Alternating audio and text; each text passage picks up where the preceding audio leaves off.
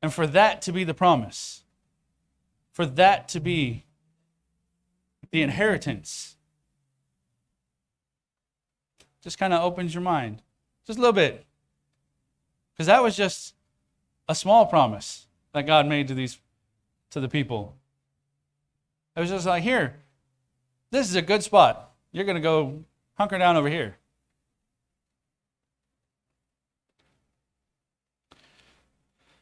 Mediterranean in the west. No one will be able to stand against you all the days of your life. As I was with Moses, so I will be with you. I will never leave you nor forsake you. This is where it starts to get fun. Be strong and courageous. Now, if you've been paying attention at this point, we know that that's not just be strong and courageous, right? That's Rak, Kazakh, Amatz. Sorry, that's not how you say that. Rak, Kazakh, Amatz.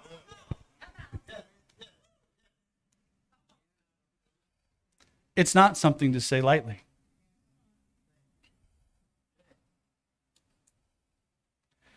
Because you will lead the people, right? You have a purpose now. Be strong, be courageous, because you will lead the people. To inherit the land I swore to their ancestors to give them. Verse 7, he says it again. Be strong and very courageous. Be careful to obey the law, all the law my servant Moses gave to you. Do not turn from it to the left or to the right or to the left, that you may be successful wherever you go. Lord laid it out that it's a straight path. But sometimes we see the shinies on the left and the right. Oh, look at the squirrel. We get like that sometimes in our walk. It's like, well, I like that house over there. I like that house. I'm going to go over to that house. Well, God's like, no. I got better for you. It's over here. Just, all right, I got you covered. Let's work through this. He'll have you covered, but it won't be to the fullness that he had planned. Keep this book of the law always on your lips. Meditate on it day and night, so that you may be careful to do everything written in it. Then you will be prosperous and successful. And he says it one more again. Have I not commanded you? Be strong and courageous. Do not be afraid. Do not be discouraged. For the Lord, your God, will be with you wherever you go. Now, I like the Message version of verse 9 there, so I'm going to read that real quick. Haven't I commanded you? Strength, exclamation point. Courage, exclamation point. Don't be timid. Don't get discouraged. God, your God, is with you every step you take. Every step you take, God's with you.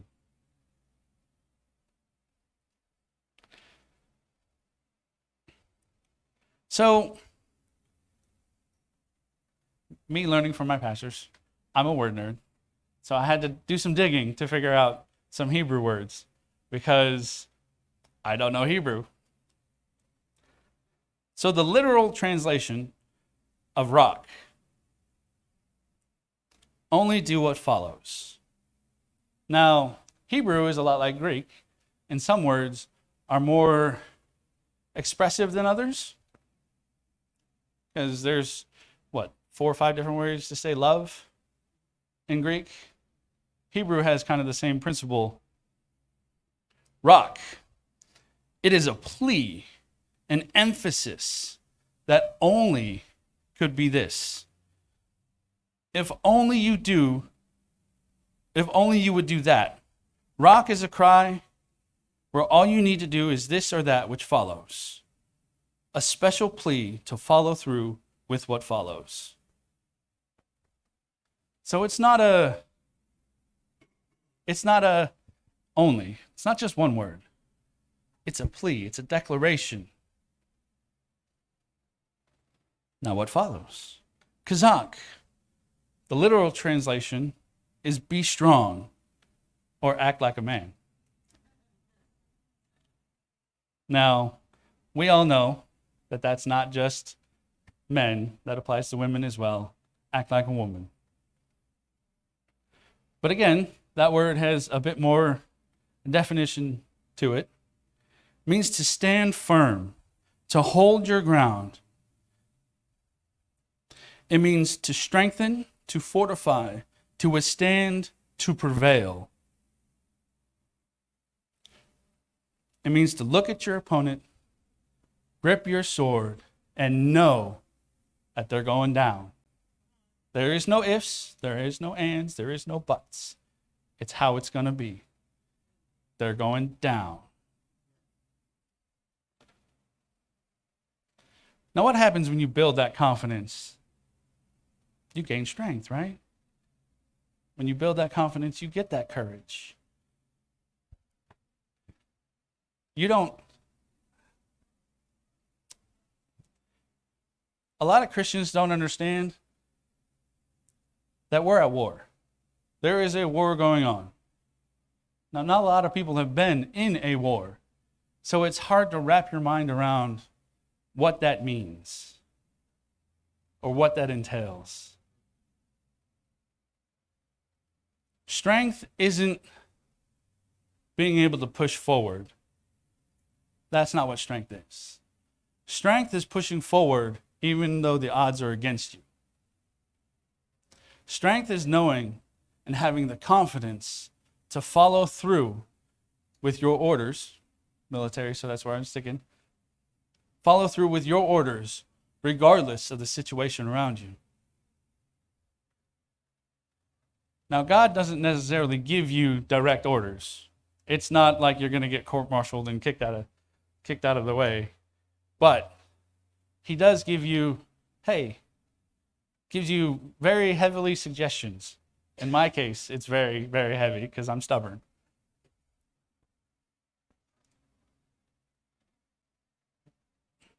And usually it always starts with the simple things. You don't take someone who's never been through any kind of training and stick them on a battlefield. That's just asking for problems. Same thing goes in the church. You don't take someone who's either not a believer or just figured out that just came to Christ. You don't stick them on the front lines and put them as a worship leader. That's just asking for problems. You train them up first. You get them prepared. You get them equipped. And that's where that strength starts to build. That understanding of their purpose, what they're doing, and why they're doing it. Pastor asked the question, what do you want? Well, I'm going to ask the question, why do you want it? Why do you want it? What's the purpose behind it? Is it to further yourself? Because we all have those moments. Or is it to further the kingdom? And you'd be surprised how often those two things line up, by the way. Just because it's for yourself doesn't mean that it's not for the kingdom, and vice versa. So don't think you can't have things. God wants you to be comfortable. Not comfortable, sorry. Need to take that one back a little bit. God wants you to be taken care of. He doesn't want you to be concerned with your situation. He wants you marching forward. Amatz. This one, the direct translation is courage.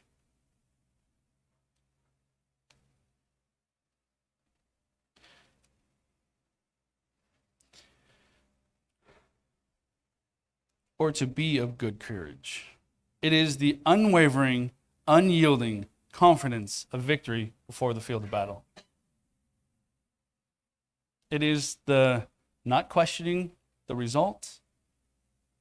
It's the not questioning the process to get there. It's the confidence of already knowing.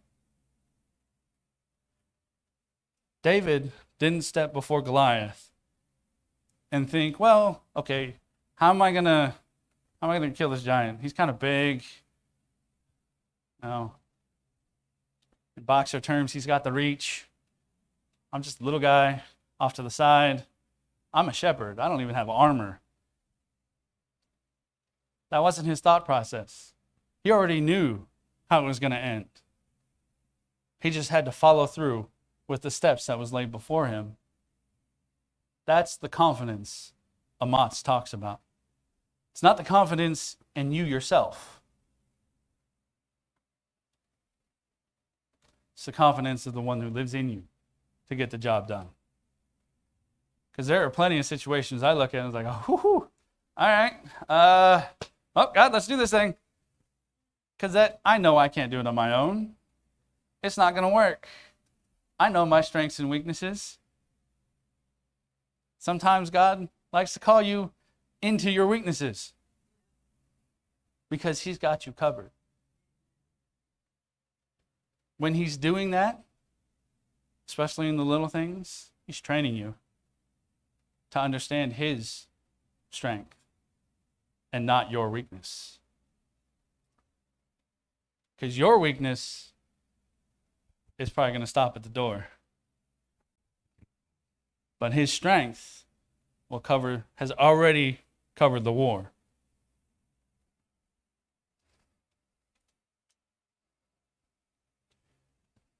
Now, Rak, Kazakh, Amatz. One, it's fun to say. I don't know if it's been in my head pretty much all week since Pastor Josephine said it last week. To the point where I got some of my coworkers wondering what it means and had that discussion several times. But it's not something to say timidly. A war cry. So, war cries are an interesting thing because it always starts with one person, but it never ends there. It gets echoed throughout the rest of the army. One guy starts it, but it gets echoed throughout everybody. Meaning you don't stand alone. When you issue a war cry, it gets echoed in the spirit. Just like Pastor showed earlier. Willa stands forward and declares her war cry. 3 giants surround her and have her back and go forward. So when you issue the war cry, when you step forward, when you step into the breach, as they call it, you're not alone.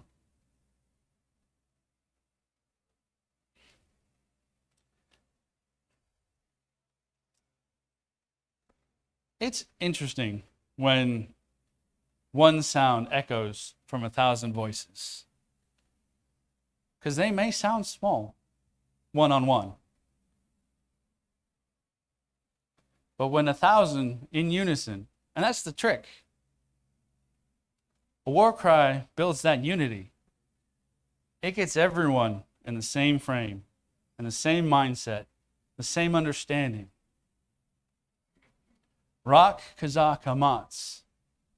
Even if you don't need it, even if you're walking your path in the nice sunshine and rainbows, someone behind you may need it. Someone beside you may need it. So issuing that war cry, even in a good spot, can build up and build that unity.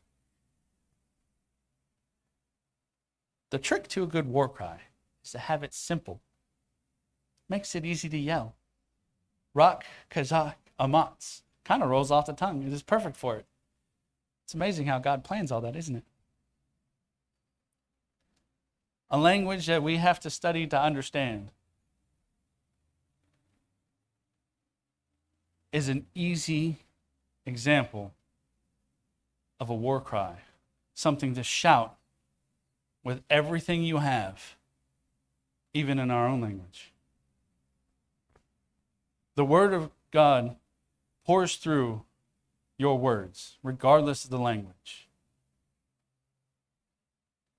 So even if someone doesn't know what Rak Kazak Amatz means, they'll understand the call.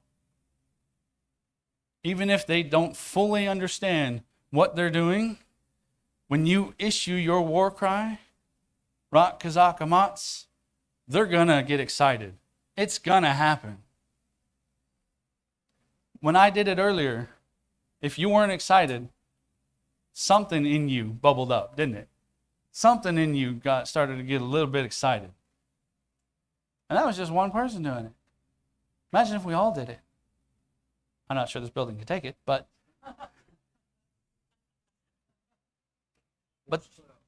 that's the point, isn't it? But that's the point. When we all get in unison like that, it builds it. So now it's not just me declaring God's strength and courage. It's my pastor. It's my worship leader. It's my leaders. It's my fellows in the body. As we all call for the strength and courage of Christ, of God, now we all have 3 giants around us. And if my 3 giants get with pastors' 3 giants, get with elders' 3 giants, get with, if I'm against that, I'm going the other direction. I don't know about y'all.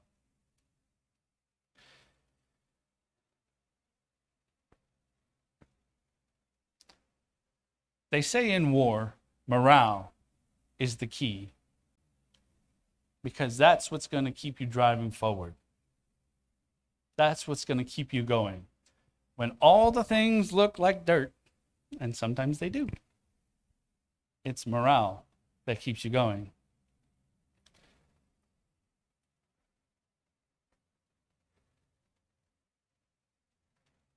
Morale isn't your state of mind.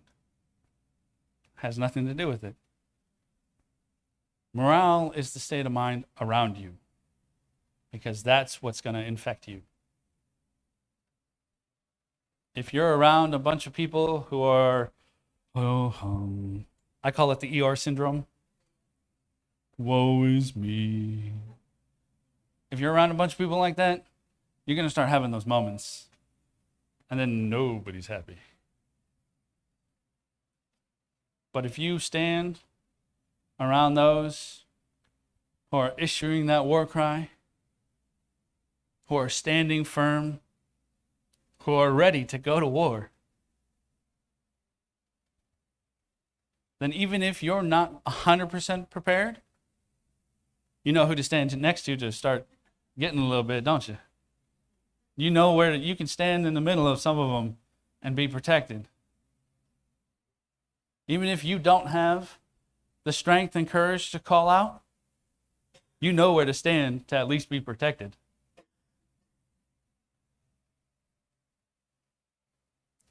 You also know how to direct those around you to get there.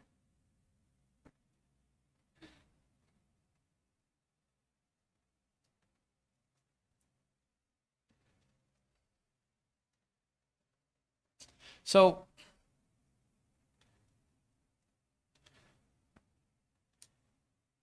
if you have strength and you have courage, what's stopping you?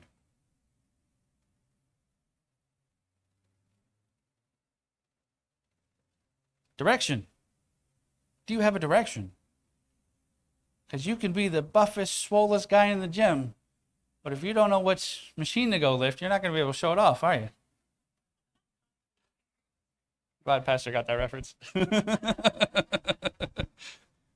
Right? You can have all the strength that exists, but if you don't know what you're going to do with it, what's the point?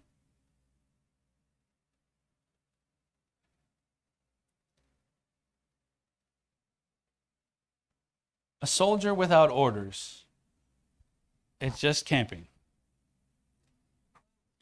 A soldier without orders is just camping. One of my NCOs taught me that when I was stationed in Korea. Soldier without orders is just camping. Because that's all you're doing is you're playing in the woods, you setting up a tent, lighting a fire, you'll be fine. Hey, it's true. It's true. That's all that's happening. But once you get orders, then everything changes. That's when the full might comes out.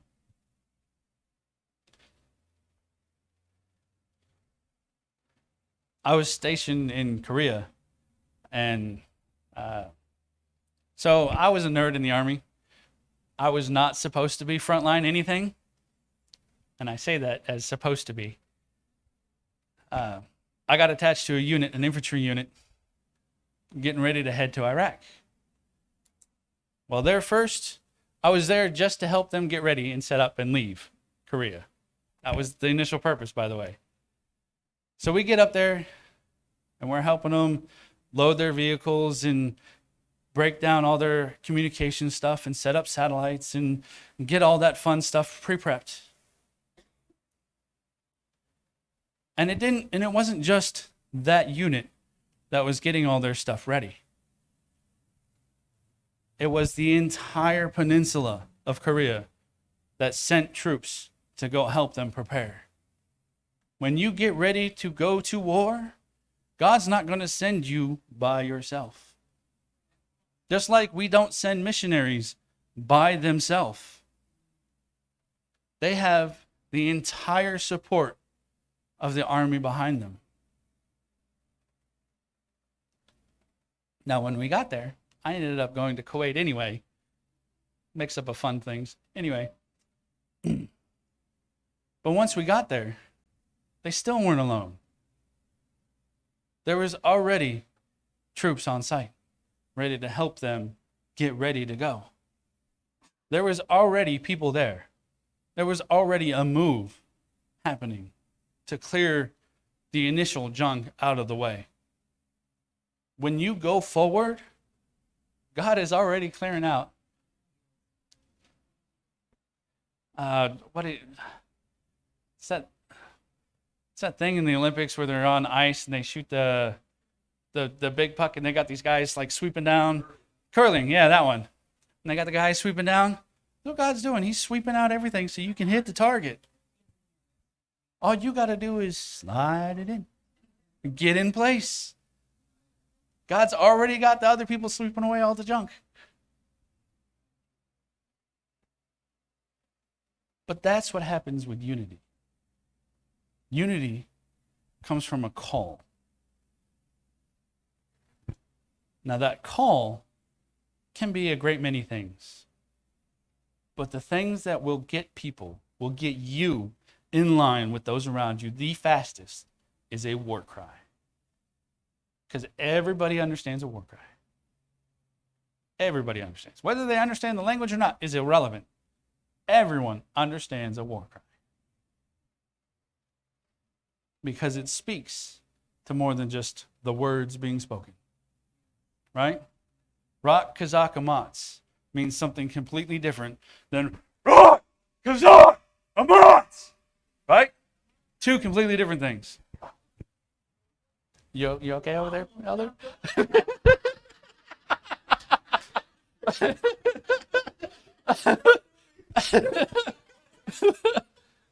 My point exactly, though. Thank you, Elder.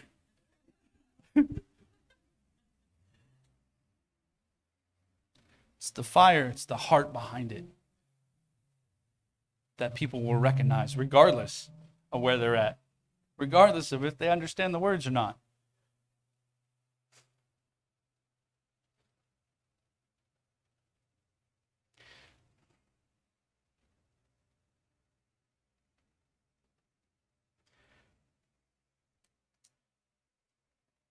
Kazakh,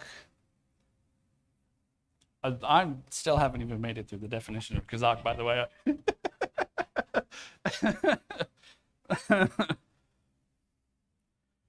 Oh, sorry, Amatz.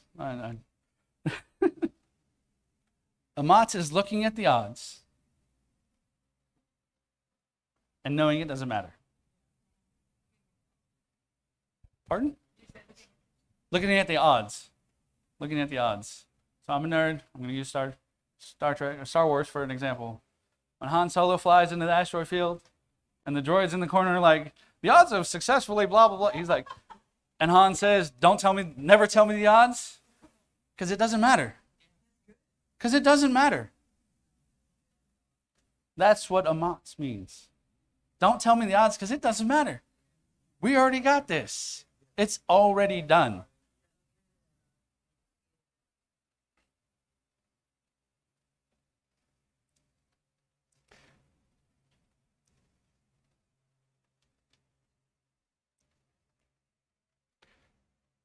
Now, most of the Old Testament is written in Hebrew. Most of it. Most of the New Testament is written in Greek or Latin. But fun parts are still referenced in Hebrew. In fact, and this took me a while to figure out and did some digging to figure this part out. In fact, one of my favorite scriptures recalls back to Hebrew. It's Ephesians 6:10 through 11. I'll give it a second. I didn't mention this one earlier. I'm sorry.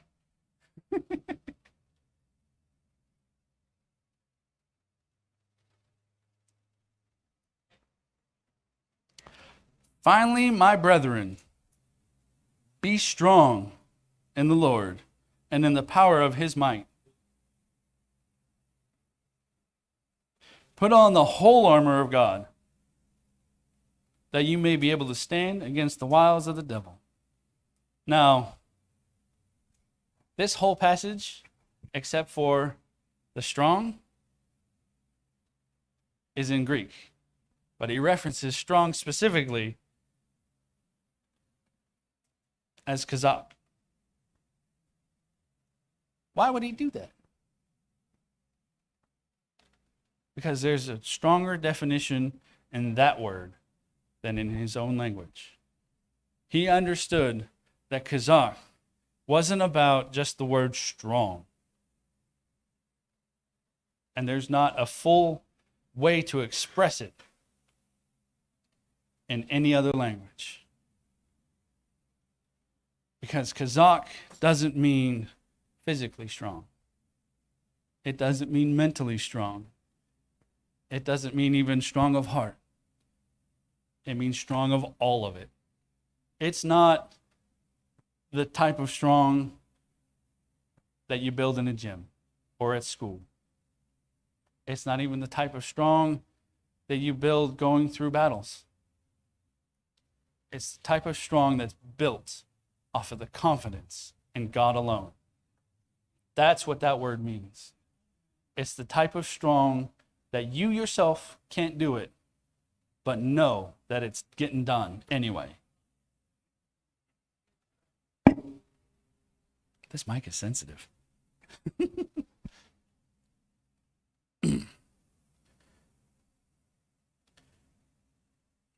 When we shout out, Rock, Kazak, Amatz,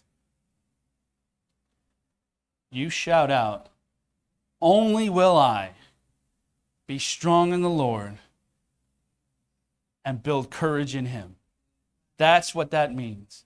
It's not a be strong and courageous. It's a only will I be strong in the Lord and be courageous in his strength.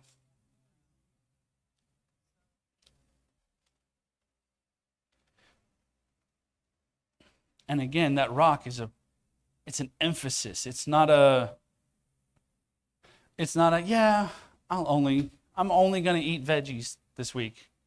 It's not that kind of thing. It's not a, yeah, man, if only. It's not an if only. It is by far not an if only. It's the type of only, I will only be with my wife. It's that kind of only. I will only be a man of God. It's that kind of only. It's not a, I'm only going to drive my car this week. I'm only going to, with some hesitation in there. There is no hesitation in it. It's a declaration that this is what you are going to do. It's like when you take communion. Communion is a declaration that you are the Lord's and the Lord is in you. Rock is a declaration. It is a declaration that only will you do what follows. And if what follows is Kazakh, then only will you be strong in the Lord. And then after that is Amatz. Only will you be strong in the Lord and be couraged through his strength.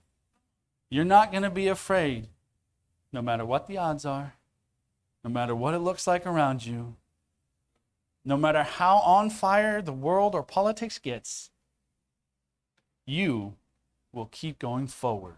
You will stand strong, wearing your armor of God, shield at the ready, stepping forward, inch by inch, foot by foot. That's what that means. That means, I almost broke into army thing there for a second. I will never quit. I will never surrender. I will never leave a fallen comrade. That's part of the army motto. And that applies to the army of God as well. I will never quit. I will never surrender. I will never leave a fallen comrade. As you declare Rak, Kazakh, Amatz, you no longer have a way to retreat. You have passed the Red Sea, and it's filled back in already. You've already gone through the trouble, and it's filled in now. All you can do is keep going forward. That declaration means it doesn't matter. It doesn't matter. Pharaoh running up behind you, Red Sea in front of you, we still going forward. That's what that means.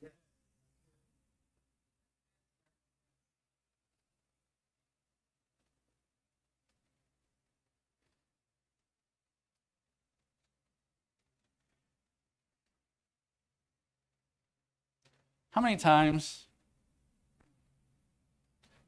do you wake up in the morning and you start to think about, okay, well, I need to get this done, and I need to get this done. Oh, man, I'm never going to get all that done today. Every day, right? I know. And then during the middle of the day, you get those curveballs that says, oh, well, we need to get this done now. But I'm still working on the 9 things from this morning. The world's odds are never in your favor. It's like going to a casino. The house always wins. Well, guess what? My house, God's house, always wins. Best thing is there aren't even odds in God's house. It's a 1-to-1. What you put in is what you get. You put in a Rak, Kazakh, Amatz, you get back a Rak, Kazakh, Amatz.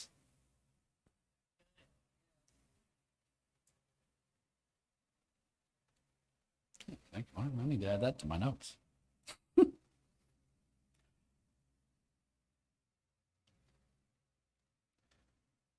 When you stand,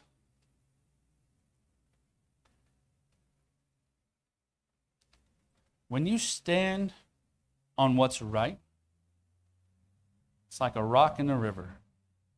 You easily notice it. Everything around you easily notices that rock sticking out of that water. Every fish in that river knows that rock is standing in that river because it curves everything around it.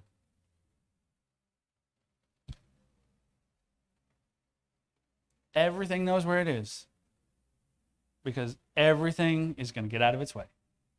When you stand in unity with the Lord, you are that rock. And now that next rock can come stand behind you. Even if it's a little pebble, it won't get washed away.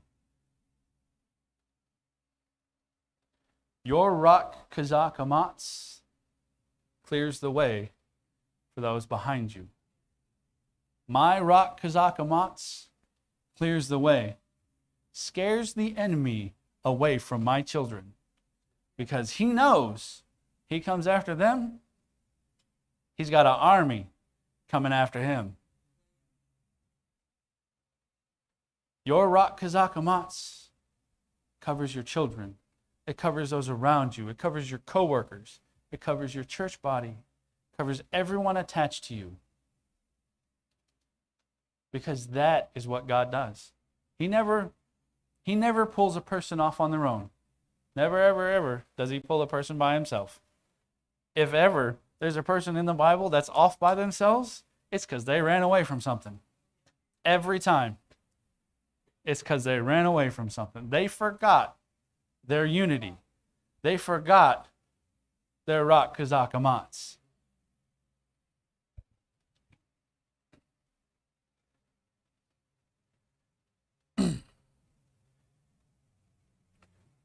When you stand up. Now, okay, I'm going to get nerdy again for a second because it's what I like to do.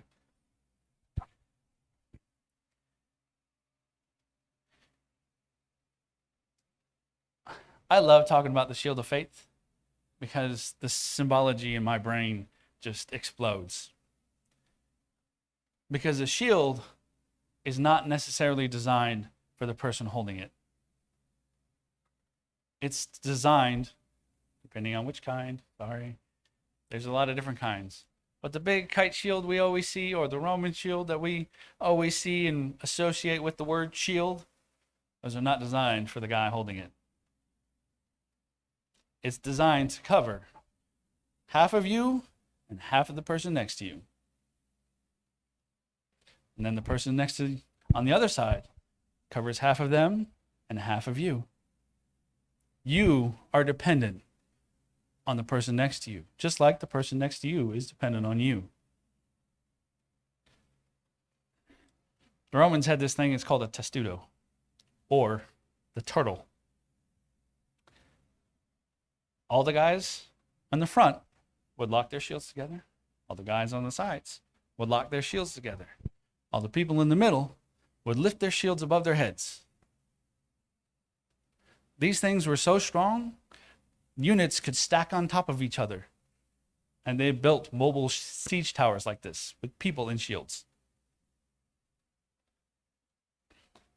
Your shield of faith, your understanding, your determination, your rock, Kazak Amatz links with those around you.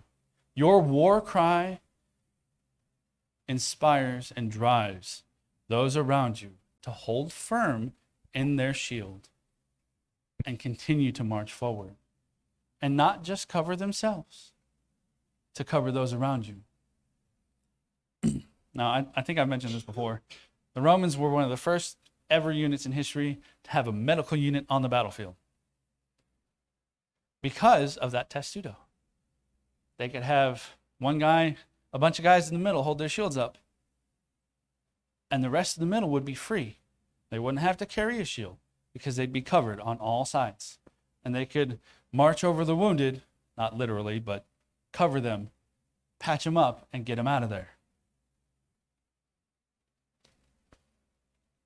That's what a church body does. We cover those who do the work. We cover our elders, our pastors, our leaders, so that they can step forward and do what God has called them to do.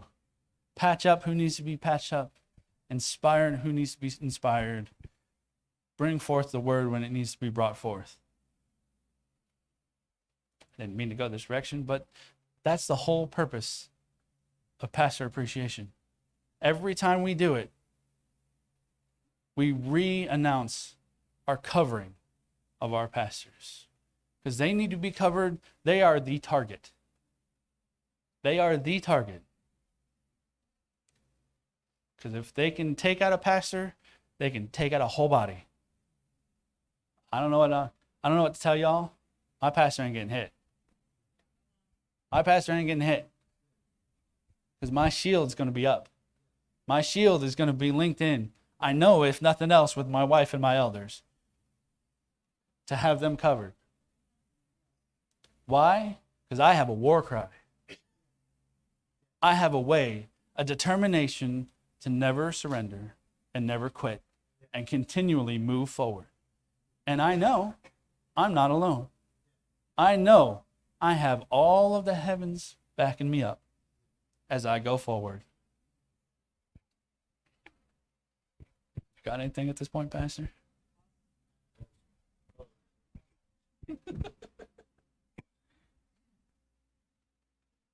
Well, I'm definitely not going to steal his thunder. There's just one other scripture that I would add there, was Joshua 1:14.